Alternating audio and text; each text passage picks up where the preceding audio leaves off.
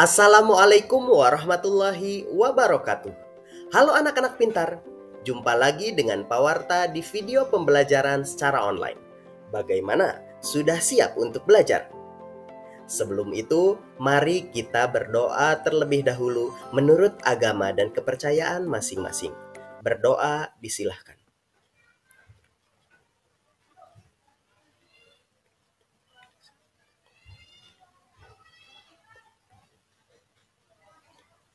Selesai. Anak-anak pintar, pada pembelajaran kali ini kita akan membahas mengenai organ pernapasan pada manusia. Setelah pembelajaran ini, kalian diharapkan mampu untuk mengidentifikasi organ-organ pernapasan pada manusia. Selain itu, kalian juga diharapkan mampu untuk menganalisis fungsi masing-masing organ pernapasan tersebut. Anak-anak pintar, apakah kalian masih ingat dengan virus corona? Atau kita kenal juga dengan nama COVID-19. Virus corona atau COVID-19 menggemparkan dunia sejak awal tahun 2020. Apa yang terjadi pada kalian saat itu? Ya, semua manusia dibatasi aktivitasnya. Semua harus berdiam diri di rumah. Kalian juga belajar dari rumah, bukan? Nah, mengapa sih hal tersebut bisa terjadi? Jawabannya akan kita temukan pada pembelajaran kali ini. Virus corona menyebar dengan begitu cepat, menular dari satu orang ke orang lainnya, sehingga setiap harinya semakin banyak penduduk dunia yang terserang virus tersebut. Sehingga ditetapkanlah sebagai pandemi COVID-19. Apakah kalian salah satu di antara orang yang terserang virus tersebut? Atau mungkin di antara keluarga kalian ada yang pernah terjangkit oleh virus corona?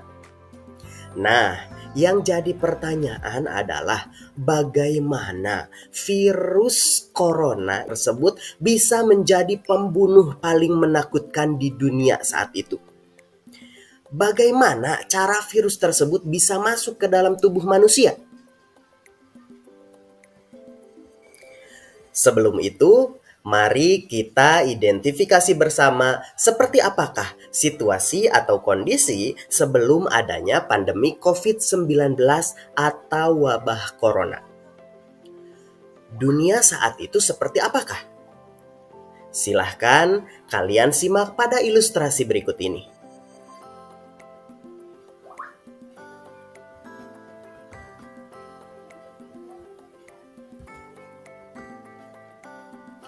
Virus corona telah menjadi ancaman bagi kehidupan manusia, setidaknya dalam 3 tahun terakhir. Virus ini masuk ke dalam tubuh manusia, salah satunya melalui sistem pernapasan.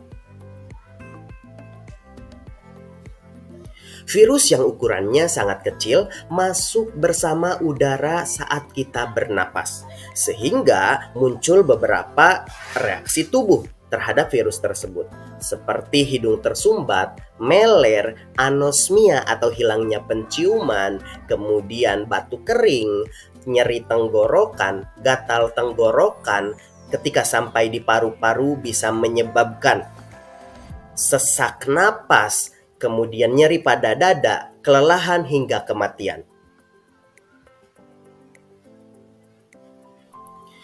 Selain virus corona, di perkotaan padat penduduk seperti Jakarta ini, kita juga mempunyai beragam permasalahan yang mengancam kesehatan saluran pernapasan.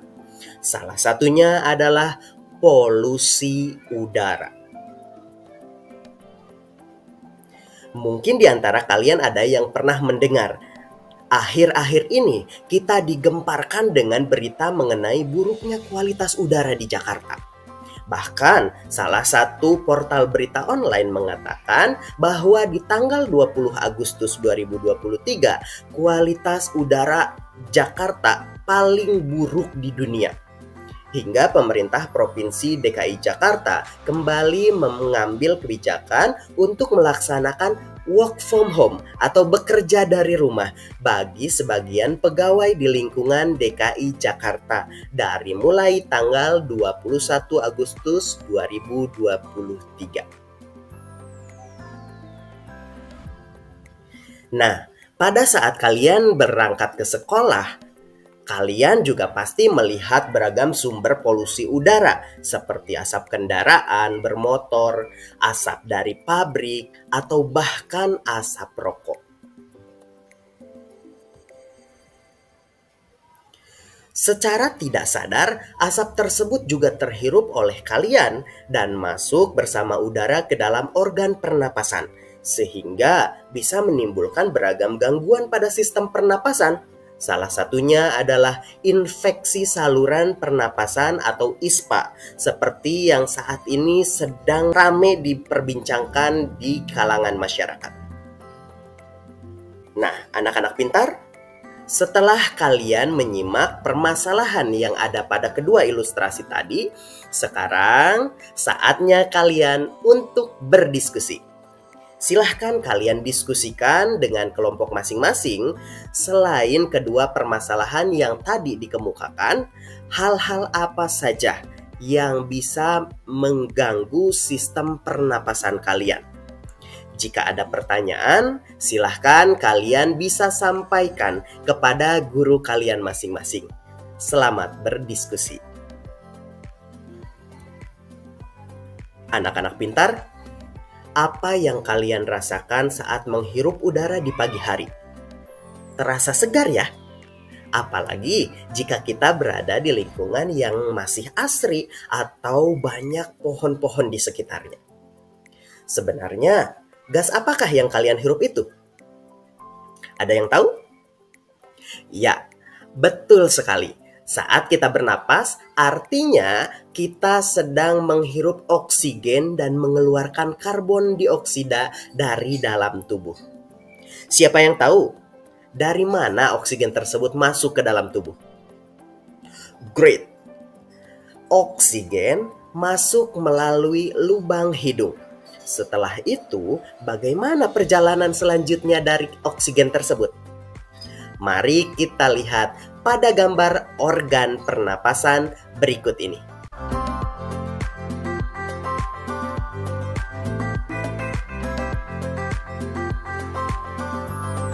Oksigen yang masuk melalui lubang hidung kemudian akan melalui rongga hidung. Selanjutnya menuju faring atau pangkal tenggorokan yang berada di bawahnya. Kemudian masuk ke laring.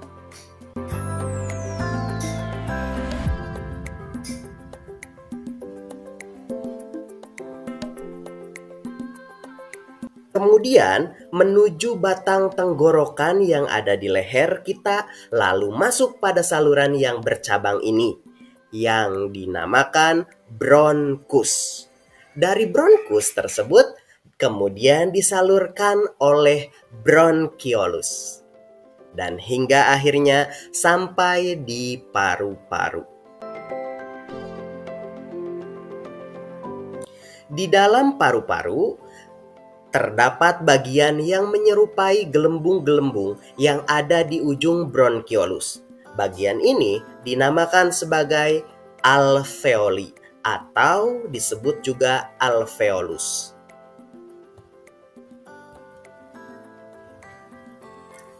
Nah, sekarang coba kalian sebutkan kembali organ-organ pernapasan manusia itu apa saja. Kemudian apa lagi? Lalu, apalagi? Berikutnya, kemudian, selanjutnya, dan yang terakhir apa? Oke, great. Kalian memang hebat. Ya, organ pernapasan manusia terdiri atas rongga hidung, pangkal tenggorokan atau faring, kemudian laring atau kotak suara, kemudian batang tenggorokan atau trakea, bronkus, bronkiolus, dan alveoli atau alveolus. Nah, supaya kita lebih ingat, mari kita nyanyikan bersama dalam sebuah lagu. Judulnya Organ Pernapasan. Mari kita nyanyikan dengan menggunakan nada lagu Kring Kring Ada Sepeda. Kalian tahu lagunya? Oke, sekarang Pak Warta contohkan. Setelah itu, kalian ikuti ya. Siap?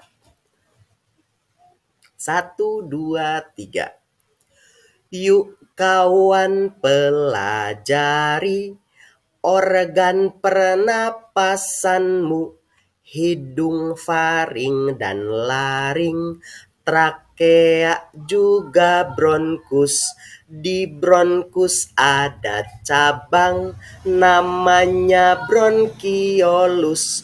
Ujungnya alveoli, bentuknya seperti gelembung. Bagaimana? Sudah bisa? Satu kali lagi ya. Oke, satu kali lagi. Yuk kawan pelajari organ pernapasanmu. Hidung, faring, dan laring, trakea juga bronkus. Di bronkus ada cabang, namanya bronkiolus. Ujungnya alveoli, bentuknya seperti gelembung. Anak-anak pintar, sekarang kita mulai bahas satu persatu organ-organ pernapasan pada manusia tersebut. Kita mulai dari rongga hidung. Rongga hidung adalah tempat masuk dan keluarnya udara. Organ ini berfungsi untuk menjaga kelembapan, suhu, dan tekanan udara. Pada bagian ini terdapat selaput lendir yang akan menghasilkan mukus atau yang kita kenal itu ingus, dan juga rambut halus atau disebut silia yang berfungsi untuk menyaring debu dan kotoran yang masuk bersama udara.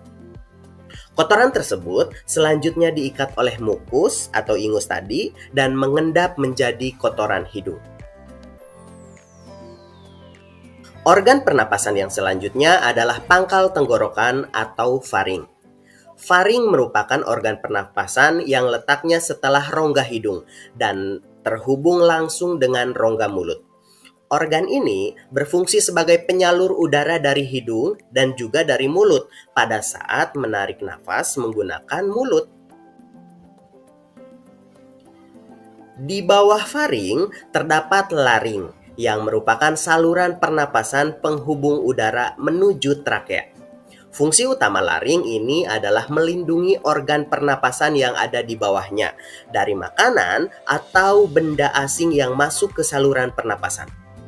Laring akan menutup secara spontan pada saat ada makanan yang akan masuk menuju trakea. Sehingga kita kadang mengalami tersedak. Nah, di bagian laring juga terdapat pita suara yang menghasilkan bunyi pada saat kita berbicara. Oleh sebab itu, laring juga dikenal sebagai kotak suara. Berikutnya ada trakea atau batang tenggorokan. Trakea ini merupakan penghubung laring dengan bronkus. Bentuknya seperti pipa yang tersusun atas 20 tulang rawan berbentuk cincin yang kuat tapi fleksibel. Pernahkah kalian melihat pipa elastis yang biasa digunakan sebagai saluran pada AC? Nah, kira-kira seperti itulah bentuknya. Fungsi dari organ ini adalah untuk menyaring partikel kotoran yang masih terkandung dalam oksigen. Makanya pada dinding trakea ini juga terdapat cairan lendir dan juga silia atau rambut halus yang berfungsi sebagai filter.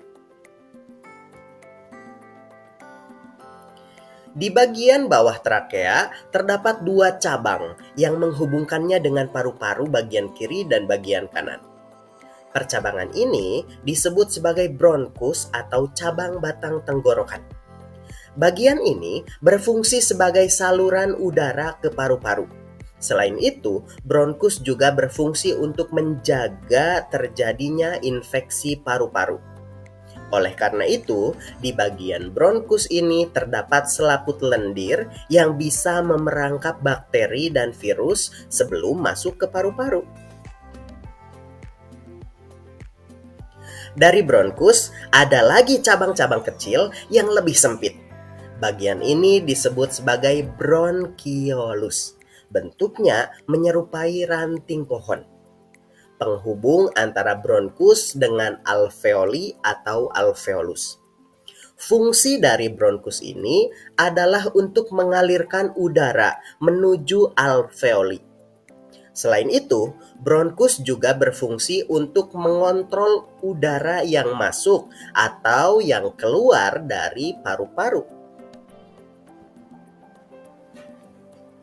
Nah, anak-anak pintar, kalau kita mengumpamakan organ pernapasan tersebut sebagai pohon, trakea adalah batang pohon yang berdiri kokoh, kemudian bronkus itu cabang dahan, dan bronkiolus adalah ranting, sedangkan alveoli adalah daun yang berada di bagian ujung dan jumlahnya lebih banyak.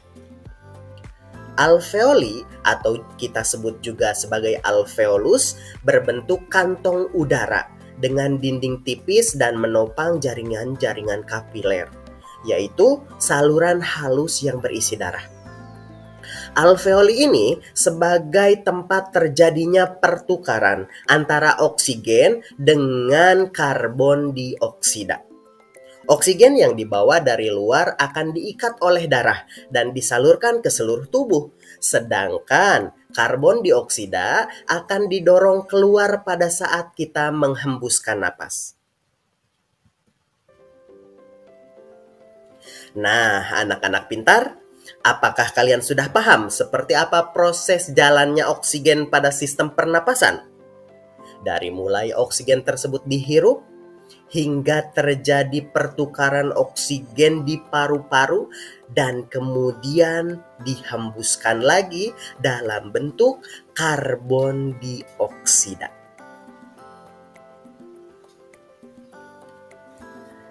Anak-anak pintar, ternyata jalannya oksigen menuju paru-paru tidak selamanya lancar. Terkadang ada kendala yang menyebabkannya terganggu. Hal ini disebut sebagai gangguan sistem pernapasan atau penyakit sistem pernapasan. Ada beragam gangguan yang biasanya mengancam sistem pernapasan manusia. Salah satunya adalah pneumonia atau radang paru-paru, tuberkulosis atau TB, kemudian ada penyakit paru obstruktif kronik atau PPOK, flu, asma, kanker paru-paru juga merupakan contoh gangguan pada sistem pernapasan. Kita bahas satu persatu. Pneumonia adalah penyakit yang menyerang bagian alveoli. Ketika terjadi infeksi, maka alveoli akan meradang dan berisi nanah atau lendir. Inilah yang terjadi ketika terserang pneumonia. Kemudian tuberkulosis atau TB atau TBC, kita kenal dengan TBC, adalah penyakit paru-paru yang disebabkan oleh bakteri Mycobacterium tuberculosis. Jika tak segera mendapat perawatan, bakteri ini dapat menyerang jaringan paru-paru dan menyebar hingga menyebabkan kerusakan pada organ tubuh lainnya. Lalu, penyakit paru obstruktif kronik atau PPOK ini mencakup dua jenis penyakit sistem pernapasan, yaitu emfisema dan bronkitis kronis. Emfisema adalah kerusakan pada alveoli sehingga elastisitasnya berkurang. Sementara bronkitis kronis terjadi saat lapisan saluran bronkial teriritasi dan meradang sehingga menjadi bengkak. Akibatnya, produksi lendir menjadi berlebih dan penderita sulit untuk bernapas. Flu adalah gangguan pernapasan oleh virus influenza yang bisa terjadi pada hidung, tenggorokan, hingga paru-paru. Gejalanya yaitu pilek, sakit tenggorokan, bersin-bersin, demam, kadang juga disertai dengan batuk. Kemudian asma adalah penyakit peradangan kronis yang menyebabkan masalah pernapasan. Penyakit pernapasan ini terjadi saat saluran udara menyempit karena meradang atau tersumbat oleh lendir. Dan yang berikutnya yaitu kanker paru-paru. Kanker paru-paru ini terjadi ketika sel-sel mengalami kerusakan akibat menghirup bahan kimia berbahaya seperti uranium, arsenik, nikel, dan lain-lain dalam jangka panjang. Nah, itu beberapa gangguan pada sistem pernapasan. Untuk gangguan sistem pernapasan yang lainnya akan kita bahas pada pertemuan berikutnya.